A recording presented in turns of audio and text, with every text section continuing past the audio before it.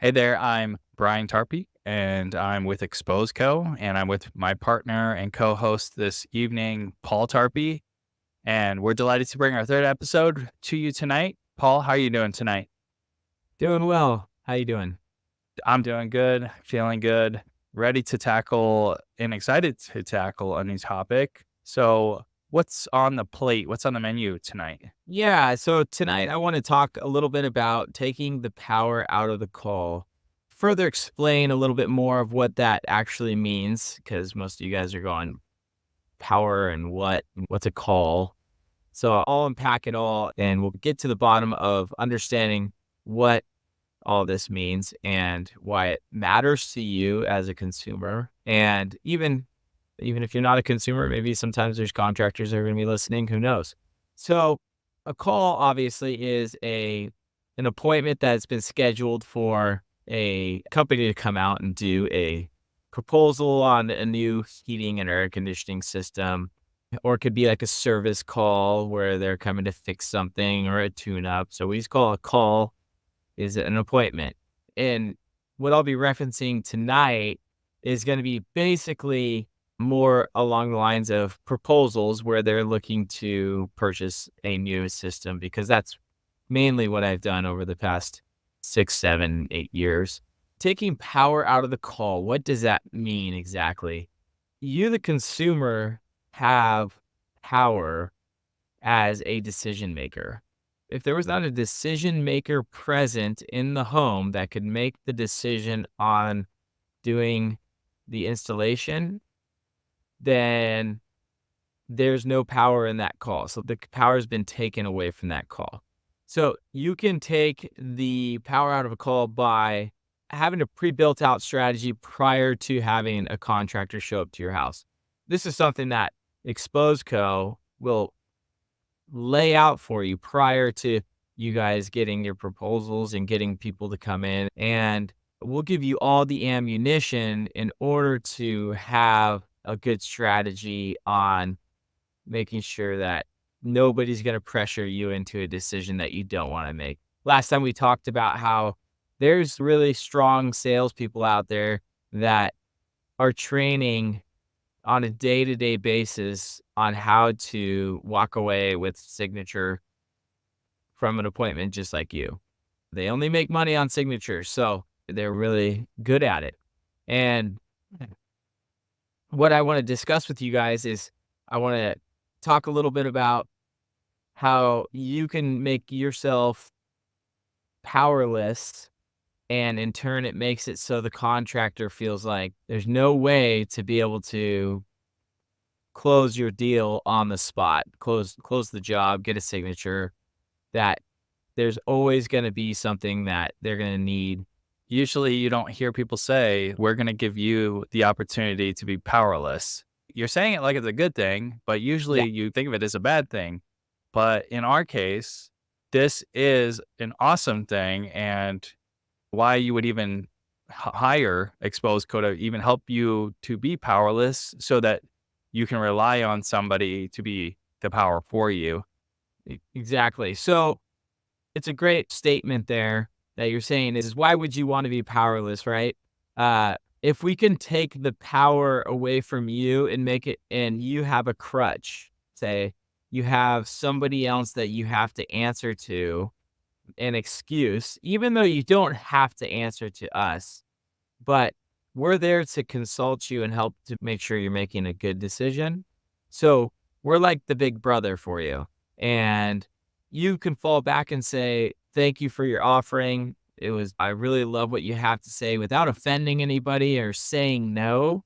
You can just say, I need to talk to my consultant on making sure that this is the right system for me. This is why I hired them. And it takes the power away from them, from you making the decision. And so the contractor at that point doesn't have the power to really just push you into something that you're not ready to be involved in. Yeah. So sometimes I do this. I'm a married man, and I'll do this with people in my own life where somebody asks me if I want to go do something with them. And I'm not ready to make the decision, or I'm looking for an excuse to get out of it. And so I'll take the power out of the decision by deferring. I need to speak with my wife on this. I'm not allowed to make that decision by myself. And I think that's just like a normal human behavior in general. There's nothing shady about it, and it's useful. One of the things that you're making me think about this and why this is so good. What you had said before was that the salespeople are trained to sniff out your bad reasons to not do something. So your bad excuses. So you'll act like you aren't the decision maker. Let's just say we just pretend that we're not the decision maker. We have to talk to somebody on it. And then afterward, like they'll sniff it out and make you become the decision maker and make it so that you're ready to make a decision. So it's funny that you bring that up because a trained salesperson, like I said, these guys, they train on a daily basis and a weekly basis with other salespeople. Every job or every call, we say, every time we go to a proposal, they're training. Even if the proposal is not a good one where they don't think they're going to actually close it, if it's a good salesperson, they're just going to sit there and they're going to train themselves on that call to continue to sharpen their skills. Now, a good trained salesperson they will probe you. The wife excuse or the husband excuse, spouse excuse, a lot of times will be weeded out at the beginning of the call. For example, there's a full strategy around getting the spouse on the phone to help make a decision on the spot. Just simply asking, can we get your spouse on the phone? This is an important decision for both you guys to make. I don't want you to get in trouble. This is a big deal. Can we give them a call right now? A lot of people would be like, oh yeah, let me try. And people know that having that excuse, that open excuse is a way they can get out of the hot seat of making a decision. And they use that same excuse all the time, but they don't actually expect that the salesman's going to call them on it and say, hey, let's give them a call right now. Let's talk to him since you like everything. And they'll come up with excuses like, oh, he's really busy. He's at work. He won't be able to answer. He's in meetings all day. Those are excuses, right? And the salespeople fight through that anyways. It's crazy. They'll get you to call them, and more often than not, your spouse will answer, and then now you're really cornered because your spouse is talking on the phone with the sales guy, and you look like an idiot because you said, "Oh, there's no way they're gonna be answered." The sales guys don't believe anything you're saying, and their job is to weed through your objections. That's what they are. It's called objection handling. So they handle the objections until they get the right answer. And handling the objections is just having a way to come back at you in a respectful way that's not going to offend you, but keep pushing through to get to the next objection until you finally say yes. So they say, I forget the exact amount, but they say if you break down 5 objections, you usually get a yes. It's either 5 or 7. I forget from the coaching that I used to be involved in, but it's pretty interesting how true that is. From a communication standpoint, that whenever somebody feels like they're inconsistent, like if they're caught in a lie, even if what they're saying they believe to be true, like my husband's busy or my wife is busy and I can't get a hold of them. And then the salesman does the absurd thing, the rude thing, and demands that they call that person now anyway, just to see who would do that. But salesmen are trained to present that in such a way that you would receive that. And then from a communication standpoint, when you're caught there, you feel what's called cognitive dissonance. You've been revealed, and so you feel like obligated to move forward because there's this pressure that's been put on you, and now what do? The only thing that you can do is save face, and it's a cognitive pain if you don't save face. It's just interesting from a comm theory perspective, just how that psychology works and how salesmen have been trained to push through those kind of things. Yeah, so people, remember, we're talking about air conditioning sales guys here. We're not talking about like high level, some type of real estate sales guy that's, you're doing these huge we're talking about guys that come into your house to sell you an air conditioner. And this is the level of training that a lot of these guys, especially in the larger companies, there's going to be some difference between companies that have sales tactics, but don't be fooled. Even the small guys, a lot of those small guys are people that worked for big companies and they went and started their own business. So they're well trained and then they just implemented that into their own business. A well-trained sales guy will work their way through each and every single objection of you taking the power out of the call. Now, having Exposeco as your objection is a bulletproof objection because you're not going to be able to just call us and we're not going to answer and we will not let you make a decision on the spot. We would not ever allow you to make a decision on the spot because what we're going to do is we analyze to make sure that the decision you're making is it good, quality, accurate quote, and the promises that they're making are going to be able to be kept, and that they're the right fit for you and your family and your needs. The decision maker is taken away when we tell you you can't make a decision until we look things over because that's what you paid for us to do. We're here to protect you. And we're here to make sure that, look, you don't get screwed at the end. We want to take those variables and make them as least likely as possible to ever happen to you. So when you have somebody like us that will help you make that decision, obviously in the end, you're going to make that decision, but we need to have all the information to make sure that your decision is an accurate, good decision. And we can't do that. We will not do that on the spot over a phone call.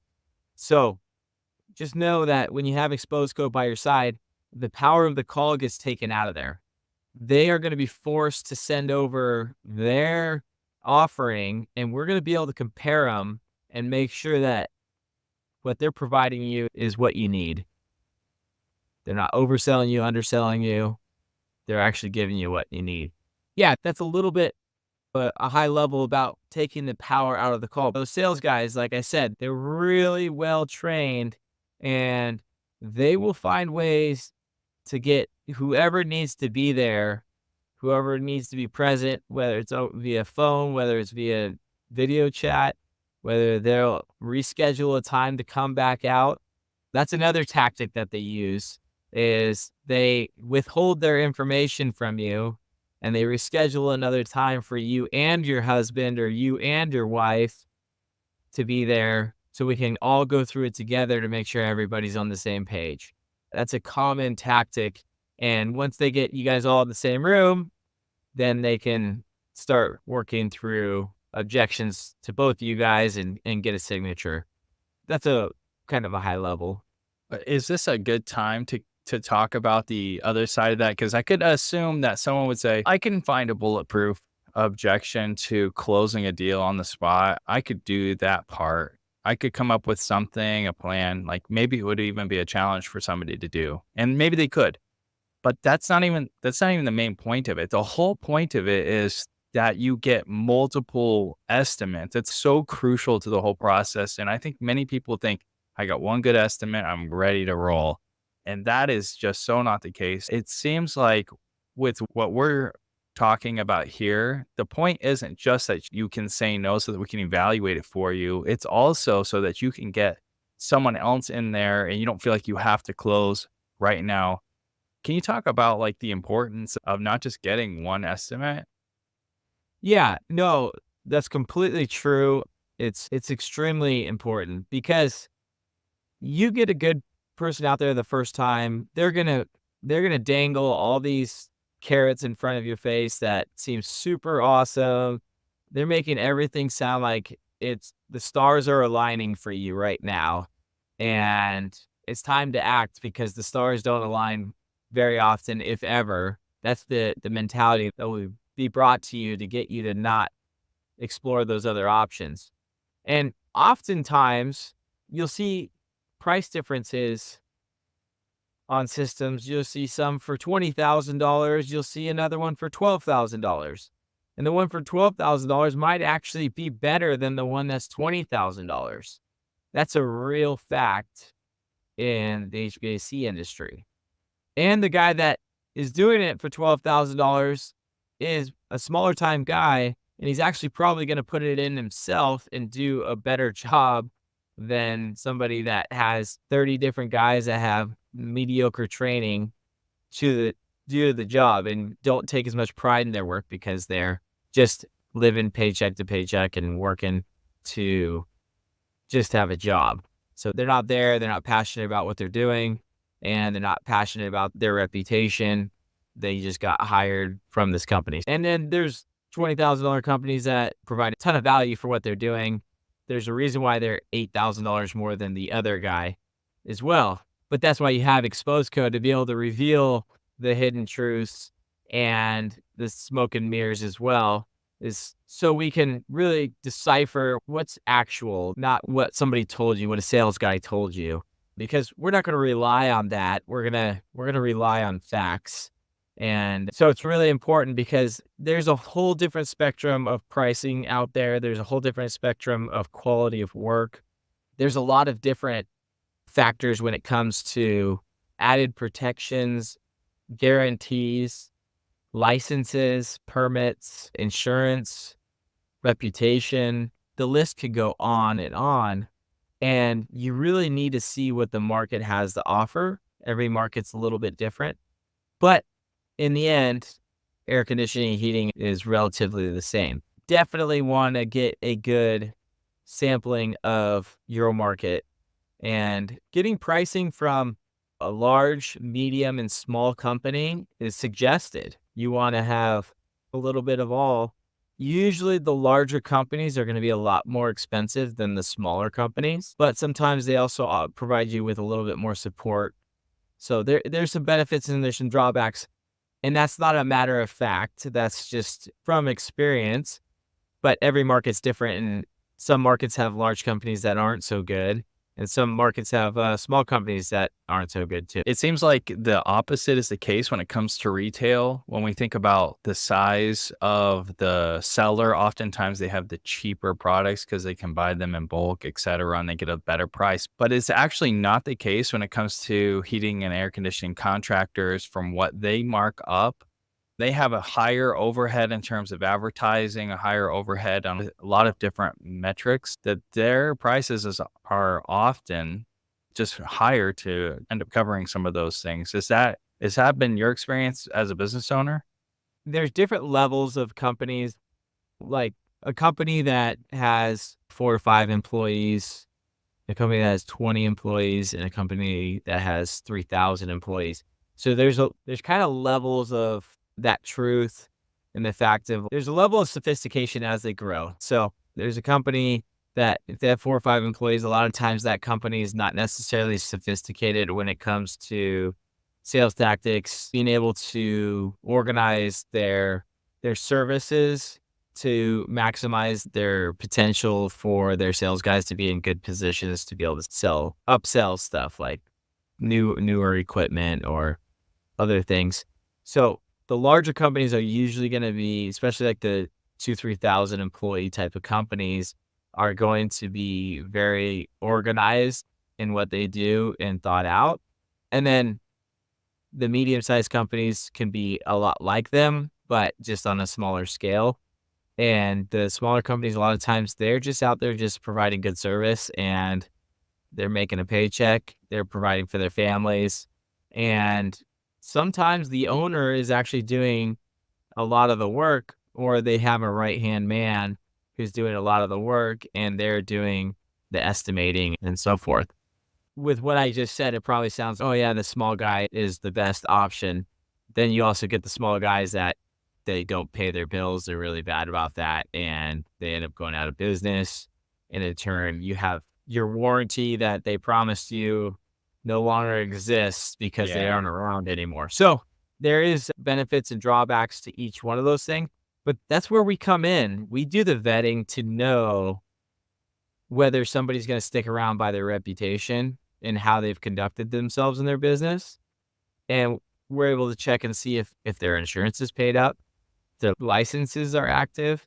There's a lot of different things. If they're pulling permits like they should be, there's a lot of different things that we're able to check that, frankly, you're going to have to do a ton of research just to figure it out. And it's not really worth your time at the end of the day when we know exactly where to look and vet those things. Yeah, there's a ton of power in having a couple different companies out.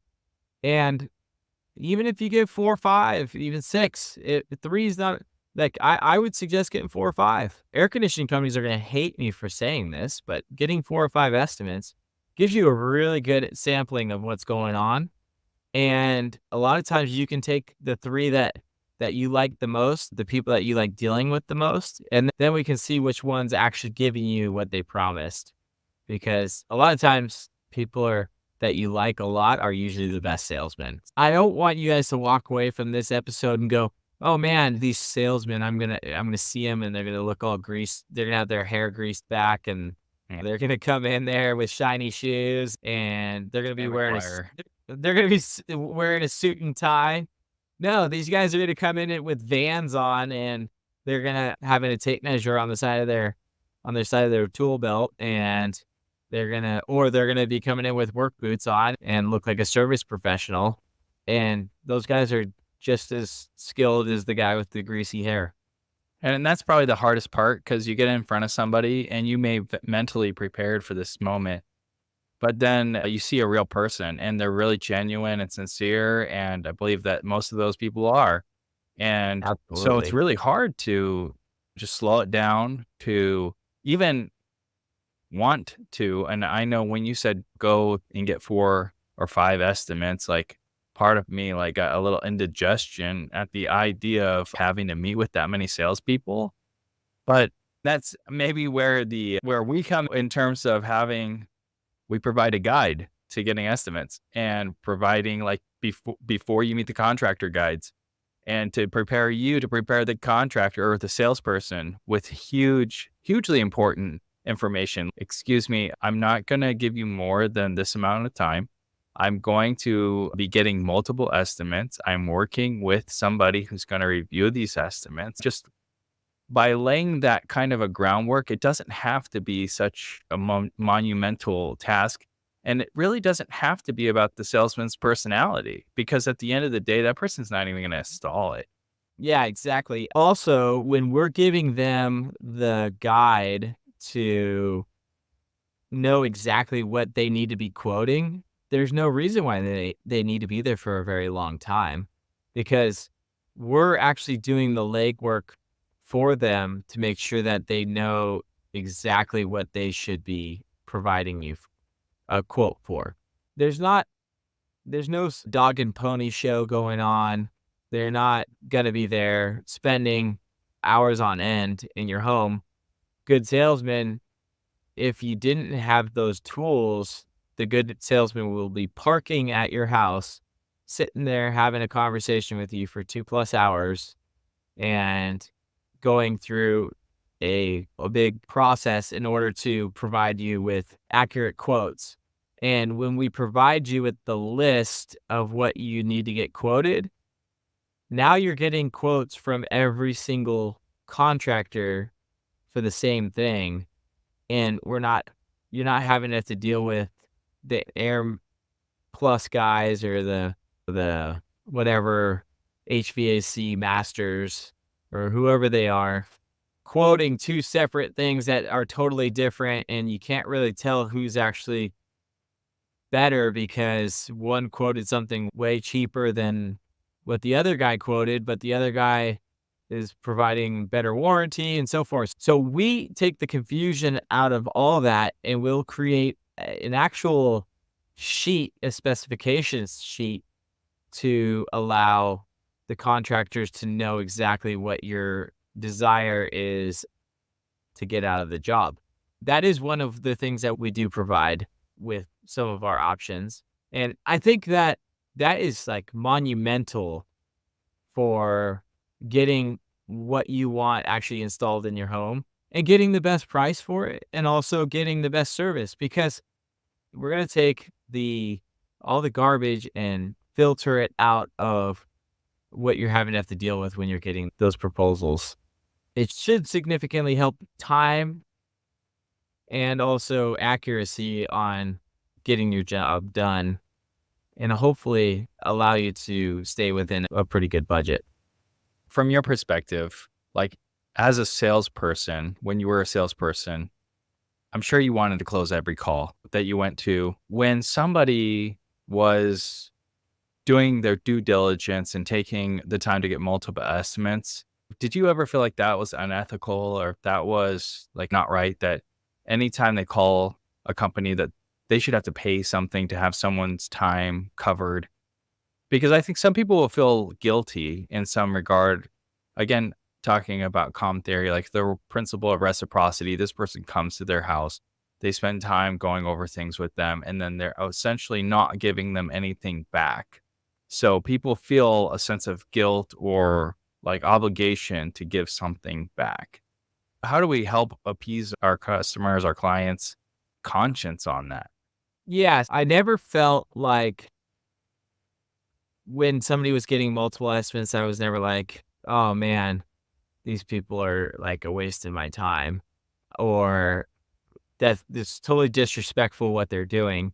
It's really an industry standard. Yeah, I think as a salesperson, of course, you don't want them to get other. That's something that every salesman doesn't necessarily want to hear, but it's good practice. It's called being responsible. It's called having wisdom. It's called shopping around. It's smart to shop around. If you say yes to the first guy, you're usually overpaying. And even if you're okay with overpaying a little bit, at least overpay on somebody that you really want to do work with. And a lot of times the first guy is not that guy. Or maybe he is that guy, but at least you can go back to him. And you don't necessarily need to shop around for money either. It shouldn't always be about money because there's people out there that are extremely cheap that just aren't going to do a very good job. And that's another reason why, we'd go through that and help identify that. But no, I wouldn't say that is something that I'd be offended by or super bummed about. But it does go a long way when a customer says, hey, I know your time's really important and I know and I appreciate the time that you're spending out here.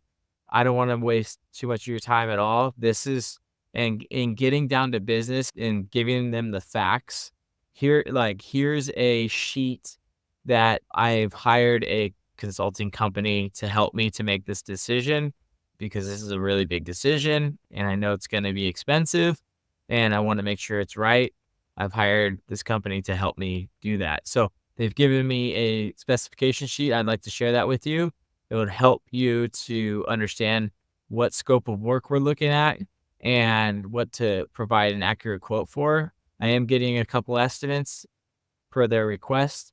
We will consider everything. So just make sure that you are very detailed on what you put together. And do you have any questions for me? Just be very respectful.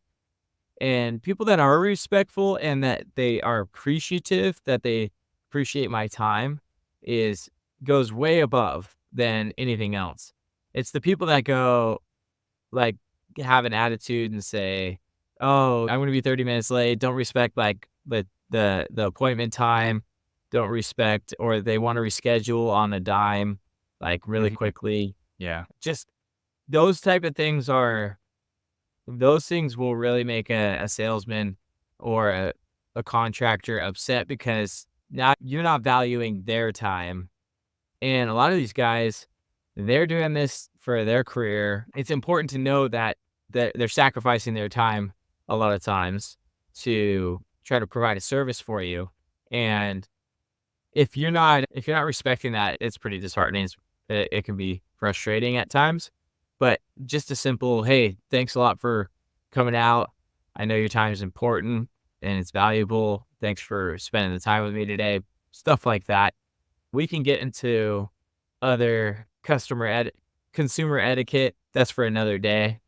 We can spend a whole episode on consumer etiquette. I can go through a lot of war stories of getting bit by dogs and Oh man, I Just can't wait to hear those. Oh just man. crazy things. We'll save that for another day. But yeah, no, it's important to be able to take the power out of the call though, because it takes the pressure off the whole situation. Yeah. Going back to the power of the call. If we can make sure the decision maker gets eliminated from the situation, you don't have to sit there and feel like you're pressured into anything because you can't make that decision. You've already committed not to. That goes away. Yeah. That is such a powerful tool, what you're saying. And I can concede that the whole process will go so much smoother if somebody has already some of those things outlined for them up front so that they know it's almost like a script they've been given. They know what to say. Hey, I'm going to get multiple estimates, like you said. And some of these other lines that kind of help cut to the chase.